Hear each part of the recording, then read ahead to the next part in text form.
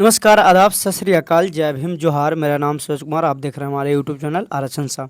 तो जैसा कि बाबू हम लोग है जो क्या कर रहे थे, क्लास 12th का हिंदी का अध्याय नंबर 1, इसका आज हम लोग ऑब्जेक्टिव देखने वाले हैं।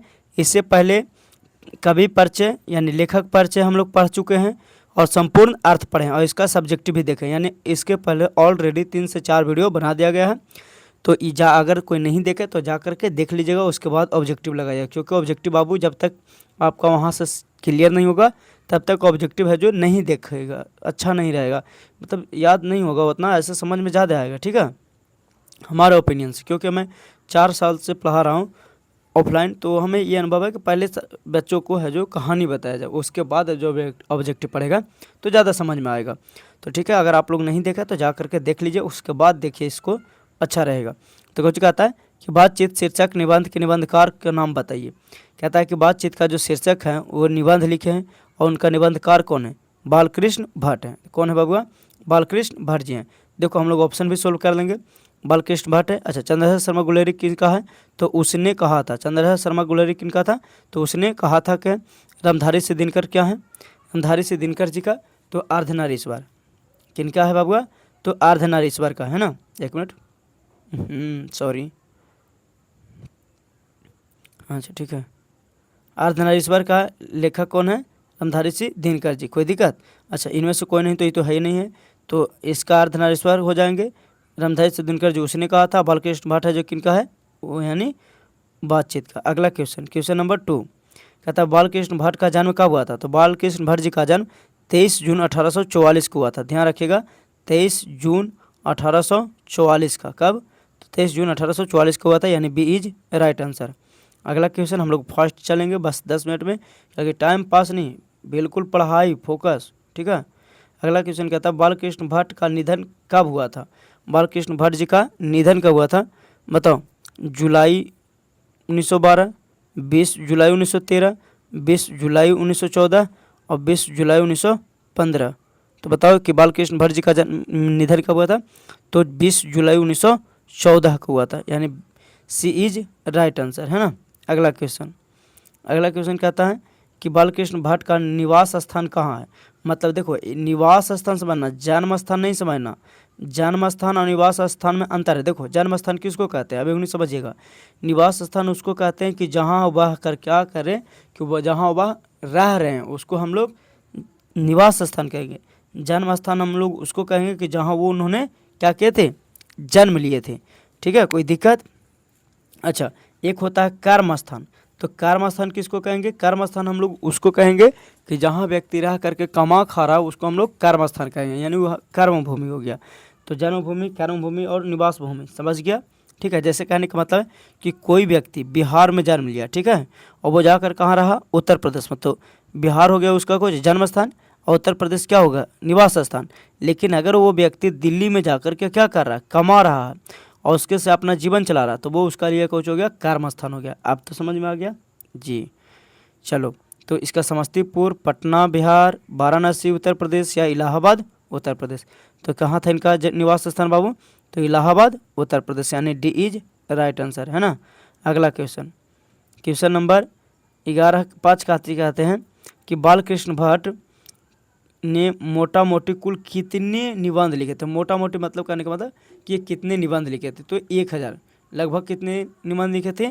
तो 1000 निबंध लिखे। ये VVI क्वेश्चन ही पूछा गया क्वेश्चन बोर्ड में। ठीक है, अगला क्वेश्चन कहते हैं कि बालकृष्ण भट्ट के यानी कृष्ण जी, बालकृष्ण के परहंस का नाम बताइए। जैसा काम वैसा परिणाम, आचार विडम्बना, नई रोशनी या ये तीनों। तो ये क्या हो जाएंगे बाबू? तीनों, यानी डी इज राइट आंसर। क्या हो जाएंगे? डी इज राइट आंसर हो जाएंगे। अगला क्वेश्चन है, कहता है कि कौन सा उपन्यास बालकृष्ण भट्ट ने नहीं लिखा है? बताइए कि कौन सा उपन्यास है जो बालकृष्ण भट्ट का नहीं है, ये पूछा गया। तो रहस्य कथा या नूतन ब्रह्मचारी, 100 अनजान एक सुजान या अजात शत्रु, गुप्त बैरी, रसातल यात्रा, दक्षिणा, हमारी घड़ी, सद्भाव का अभाव। तो क्या नहीं लिखा गया? तो देखो, तो ये जो है आज़ाद शत्रु इनके द्वारा नहीं लिखा गया, बाकी जितने भी हैं वो सब किनके द्वारा लिखा गया? तो बालकृष्ण भट्ट द्वारा। तो आप लोग नहीं देखे हैं सब्जेक्टिव में, तो सब्जेक्टिव में पूरा ऑब्जेक्टिव क्लियर कर दिया गया, जाकर आप लोग देख सकते हैं। ठीक है, अगला क्वेश्चन क्या है, क्वेश्चन नंबर 8, खाली जगहों के भरे, यानी कुछ खाली जगह है उसको भरना है। कहता है कि अनेक प्रकार की शक्तियाँ जो बर्तन, अच्छा बक्ता है, था लिखा था बक्ता, बक्ता सही रहता। कहता है कि खाली जगह को भरना है कि अनेक प्रकार की शक्तियाँ जो बक्ता ईश्वर से मनुष्य को दी है। अच्छा, ईश्वर ने मनुष्य को दी है ना, ईश्वर ने मनुष्य को कुछ क्या दी है, तो क्या दिया है, स्पर्श शक्ति, श्रवण शक्ति, वाक शक्ति या घृणा शक्ति। तो वाक शक्ति, वाक शक्ति है जो ईश्वर ने है जो कुछ किया है मनुष्य को दिए हैं। अगला क्वेश्चन है क्वेश्चन नंबर 9, कहता है कि वाक शक्ति के अनेक फायदे कौन दो हैं। कहता है वाक शक्ति के अनेक फायदे में कौन दो हैं, तो बक बक या भाषण नहीं। वाक शक्ति का मतलब ये नहीं होता कि तुमको भगवान बोलने के दिया तो बक बक करते रहो, भाषण देते रहो। अच्छा, घ्राण या दृष्टि नहीं, श्रवण या स्पर्श नहीं, यानी ऐसा नहीं है कि किसी को सुनो व स्पर्श कर दो। स्पीच, ब्रीथ और बातचीत, ये दिए हैं जो भगवान अनेक शक्तियाँ में से 2 दिए हैं। अगला कहते हैं कि बेन जॉनसन का क्या कहना था, बेन जॉनसन ने क्या कहा था, ये पूछा गया। क्वेश्चन नंबर 10 है जो बेन जॉनसन का कहना क्या था। तो बेन जॉनसन का कहना था बाबू कि देखो, व्यक्ति जब बोलता है तो बोलने से ही उसका रूप का साक्षात्कार होता है ना, सुनने से नहीं। सुनने से मनुष्य का जानना पड़ता नहीं, चिल्लाने से नहीं। कोई मनुष्य को चिल्लाने से पता चलेगा कि कितना लोग हैं, विनम्रता से बात करनी चाहिए नहीं।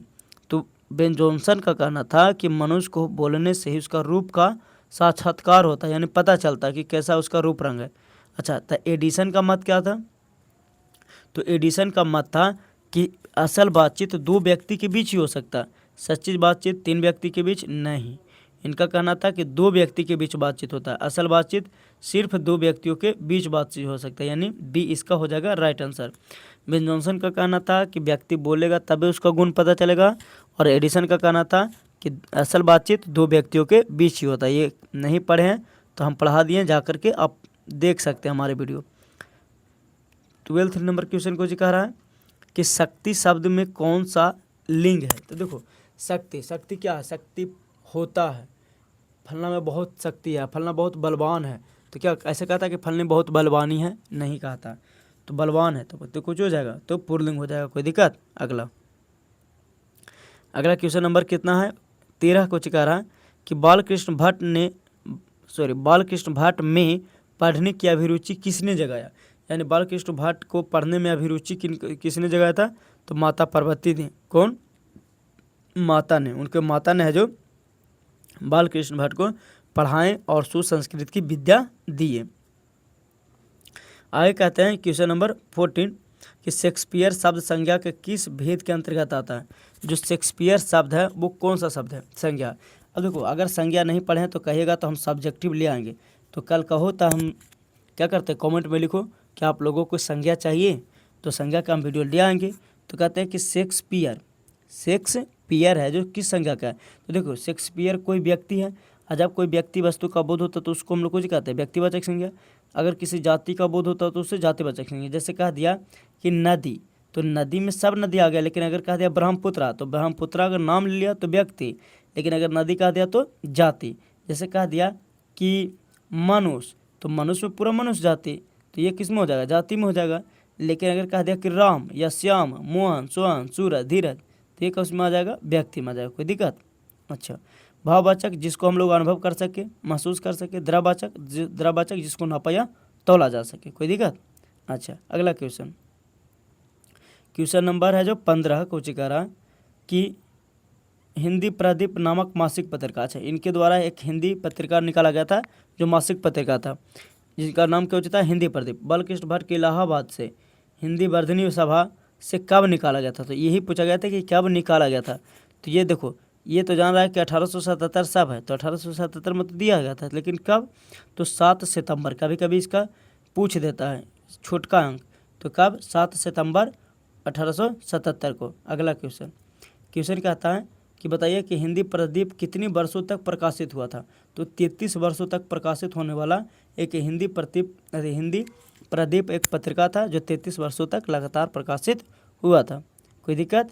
अच्छा, अगला क्वेश्चन है, मात्र 10 मिनट में हम लोग क्या करेंगे, प्रैक्टिस करेंगे। कहता है बालकृष्ण भट्ट किस युग के साहित्यकार थे। कहता है कि बालकृष्ण भाट है जो किस युग के साहित्यकार थे? भारतेंदु युग, द्विवेदु युग, छायावाद युग या प्रगतिवाद युग? तो देखो बालकृष्ण भाट जो थे ना वो भारतेंदु युग के कवि थे। किस युग के कवि थे? भारतेंदु युग। अच्छा ये सब युग क्या होता है?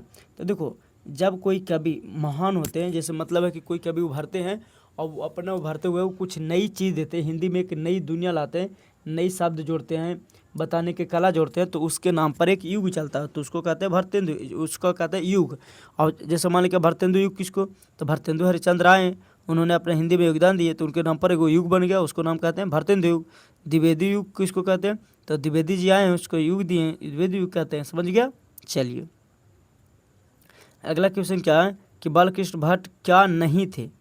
पत्रकार नहीं थे, महाकाव्यकार नहीं थे, या निबंधकार नहीं थे, या आलोचनाकार नहीं थे? तो बताओ। तो ये महाकाव्य नहीं लिखा करते थे, यानी कविता नहीं लिखा करते थे, इसलिए ये काव्यकार नहीं थे। अगला क्वेश्चन नंबर 20 का कह रहा है कि बालकृष्ण भाट किस काल के रचना काल थे? मतलब है कि बालकृष्ण भाट किस काल के कवि थे? आदिकाल, भक्तिकाल, रीतिकाल या आधुनिक काल? तो देखो तो जितना भी जो भारतेंदु युग, भारतेंदु युग हो गया, द्विवेदु युग हो गया, ये सभी युग आया था जो आधुनिक काल से ही बटा था। आधुनिक काल का 5 युग था। ठीक है, तो सब अगर सब्जेक्टिव पढ़िएगा तो हम बता देंगे, कोई दिक्कत। अगला क्वेश्चन नंबर का आता है 21 कि बालकृष्ण भाट की रचना बातचीत क्या है? एकांकी है, कहानी है, यात्रा स्मरण है, या ललित निबंध है? तो ये क्या है? ललित निबंध है। अच्छा एकांकी किसको कहा जाता है? जिसमें एक मुख्य पात्र बनाकर लिखा जाता है। कहानी तो जानता है कि काल्पनिक होता है। यात्रा स्मरण जहाँ यात्रा पर कोई कभी गए हैं वो अपने यात्रा जर्नी के बारे में लिखते तो वो यात्रा स्मरण। ललित निबंध जिसमें किसी एक मुख्य विषय को मान कर लिखा जाता और पढ़ने में कुछ रहस्यमय दिखता हो उसको हम लोग ललित निबंध कहते हैं। क्वेश्चन नंबर 22 कहता है कि दमयंती स्वयंवर किस लेखक की रचना है? दमयंती स्वयंवर किस लेखक की रचना है? चंद्रशेखर शर्मा गुलेरी का, मलयाज का, बालकृष्ण भट्ट का, या भगत सिंह का? तो ये किनके द्वारा लिखा गया है? दमयंती स्वयंवर, तो वो लिखा गया बालकृष्ण भट्ट द्वारा। ठीक है, अगला क्वेश्चन, अगर वीडियो अच्छा लग रहा है तो लाइक कीजिएगा और चैनल को सब्सक्राइब कर लीजिएगा ताकि ऐसे ही वीडियो देखते रहें, और जौन सी कमेंट कीजिए उसे हम लाएंगे। ठीक है, तो वीडियो अच्छा लग रहा होगा तो लाइक कर लीजिएगा। कहता है बातचीत का माध्यम से बालकृष्ण भट्ट क्या बताना चाहते हैं?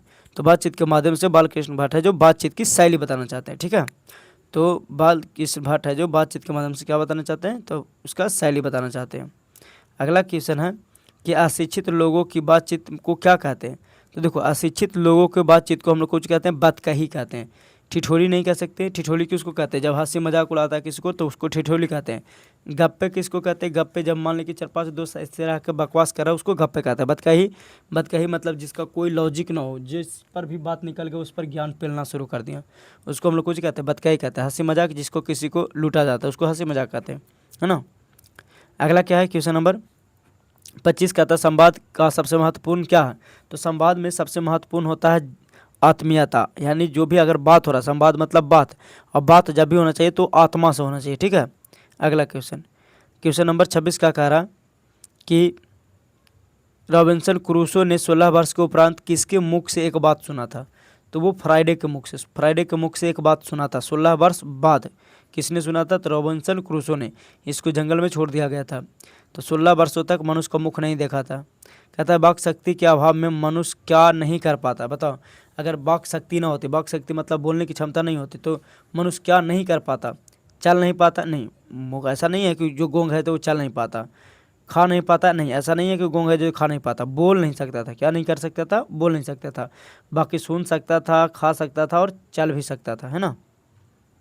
अगला कहता है कि मंदिर कौन सा संज्ञा? देखो अगर मंदिर बोल दिया तो मंदिर में पूरा मंदिर, चाहे वह बजरंगबली को हो, देवी जी का हो, काली जी का हो, मंदिर मतलब सबका मंदिर, तो ये किसका होगा? पूरा जाति का बोध कराया। लेकिन अगर ही कहता देवी मंदिर, मतलब टैग किया गया कि देवी जी का मंदिर, तो वो कुछ हो जाएगा व्यक्तिवाचक। या कह दिया जाता कि बजरंगबली का मंदिर, जय जय श्री राम, तो कुछ ही हो जाता, तो वो व्यक्ति हो जाता है ना।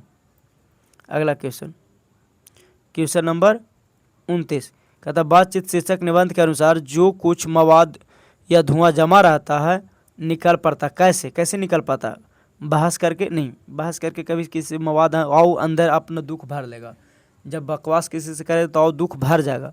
झगड़ा करके नहीं, और भी भर जाएगा। बातचीत करके जरिए हाँ, अगर तुमको ही कोई दुख है, तुम किसी से अपना दुख शेयर किया तो वो है जो बाहर निकल जाता है दुख, है ना। क्वेश्चन नंबर 30, ये लास्ट क्वेश्चन है बाबुआ। तो ये है, कहता है कि बालकृष्ण भट्ट पिता के क्या नाम था। बालकृष्ण भट्ट के पिता का नाम क्या था, तो बेनी प्रसाद भट्ट। क्या थे, बेनी प्रसाद भट्ट।